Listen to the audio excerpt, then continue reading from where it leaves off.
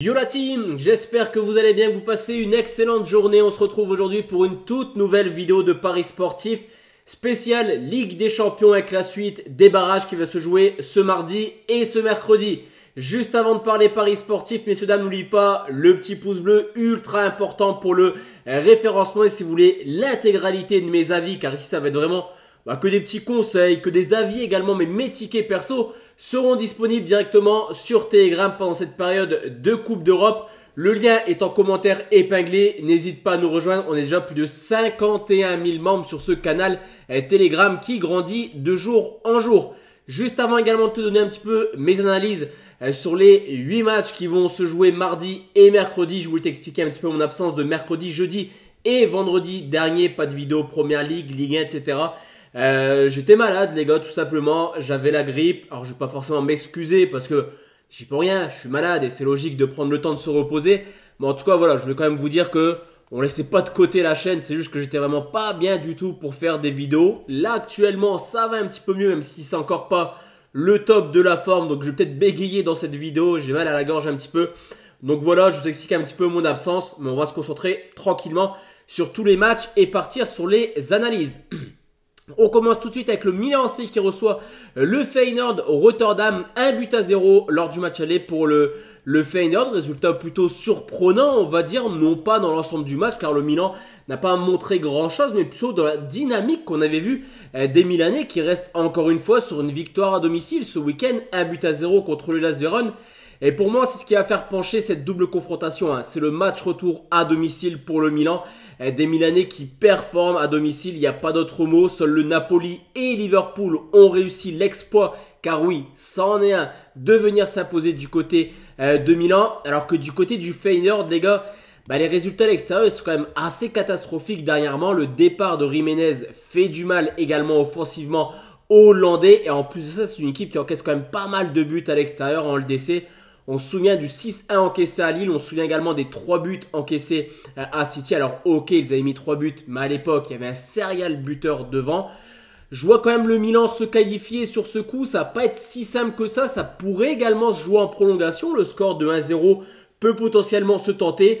Mais sur ce coup, pour moi, le Milan AC a quand même plus d'arguments, on va dire, que le Feyenoord pour rejoindre les huitièmes de finale. Donc je vais partir sur une qualification du Milan.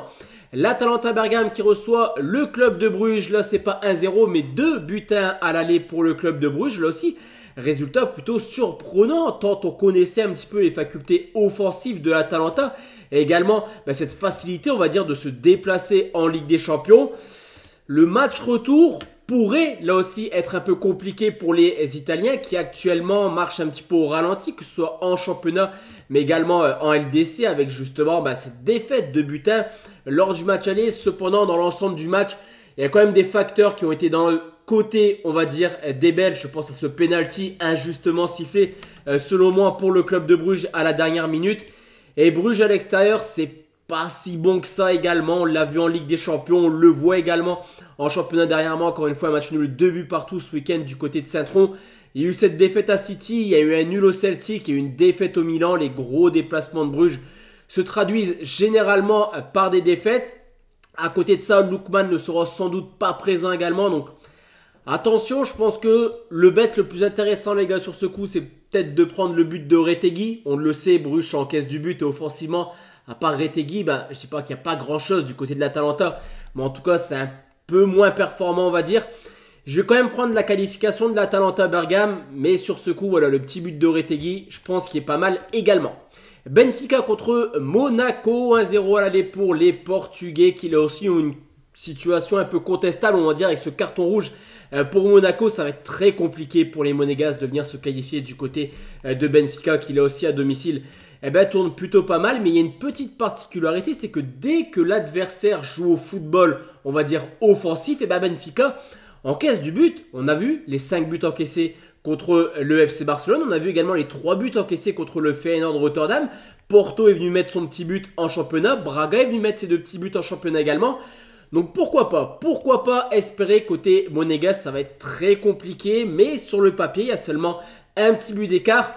Bon, le problème pour Monaco, c'est que défensivement, ça encaisse énormément de buts dernièrement sur les derniers déplacements. eh ben, il y a toujours au moins 2 buts encaissés sur les 5 derniers matchs à l'extérieur, que ce soit à Nantes, à Reims, à Montpellier, à l'Inter ou au PSG. Monaco a toujours encaissé au moins 2 buts. Cependant, Monaco doit absolument aller de l'avant, donc pour moi, ça va être un match assez ouvert et je vais prendre les 2 marques. Le Bayern Munich contre le Celtic de Glasgow, 2 buts 1 lors du match aller. Là aussi, rien n'est définitivement joué, mais on le sait, les Bavarois en LDC, à domicile, valeur sûre. Valeur sûre, il n'y a pas d'autre mot. Je les vois mal s'incliner, cependant, on peut également un petit peu analyser les 4 résultats du Bayern cette année en Ligue des Champions.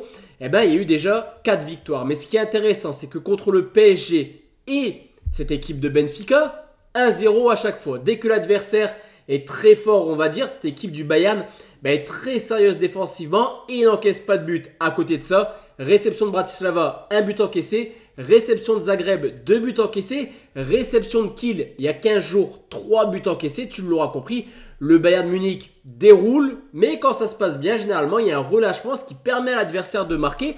Donc sur ce coup, je me dis que le Celtic pourrait venir mettre son petit pion. Par contre, on n'oublie pas les 4 buts encaissés à Villa pour le Celtic, les 7 du côté de Dortmund. Donc moi, je vois un match extrêmement ouvert avec 2 possibilités où on prend les 2 marques tranquillement.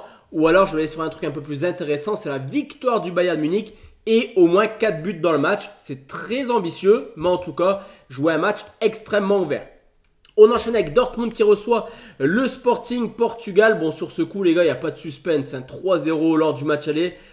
J'ai envie de te dire de ne pas se positionner sur ce match parce qu'il n'y a aucun intérêt. On le sait, Dortmund est déjà quasiment qualifié. Je sens très mal la remontada. Dortmund à domicile, c'est une équipe qui est quand même assez performante, même si dernièrement, les résultats ne sont pas cohérents. Mais que dire du Sporting qui, depuis le départ d'Amorim, c'est un peu compliqué. On l'a encore vu en championnat cette semaine. 2 buts partout contre Arouca. Je pense qu'Amorim peut avoir un petit peu de regret, on va dire, d'avoir quitté le Sporting. Là aussi, ça se passe plutôt mal avec Manchester. On en parlera cette semaine en Première Ligue. Mais en tout cas, voilà. Pour moi, c'est no bet, les gars, sur ce coup. Il n'y a pas forcément d'intérêt. Si je devais prendre un truc, ce serait Dortmund ou nul et plus d'ennemis. Mais je ne mettrai pas 1 euro sur ce match. Il n'y a aucun intérêt. Le PSG qui reçoit Brest à quelques jours de jouer Lyon en Ligue 1. Est-ce que ce match contre Brest est clairement la priorité pour les Parisiens? Alors, je ne dis pas que c'est la Ligue des Champions, que voilà, je me comprends un petit peu. Mais cette équipe du PSG a déjà 3 buts d'avance. Là aussi, je pense que, voilà, tranquille, ça va gérer un petit peu. Par contre, ils ont déjà fait tourner ce week-end en championnat.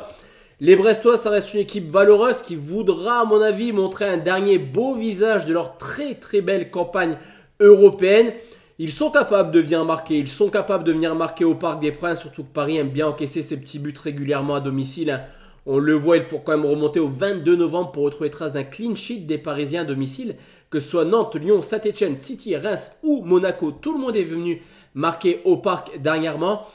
Je vais prendre une victoire de Paris parce que Paris, ça me semble quand même largement supérieur. On le voit sur toutes les confrontations contre Brest depuis quelques années, c'est largement supérieur. Mais je vais rajouter un plus de 2,5.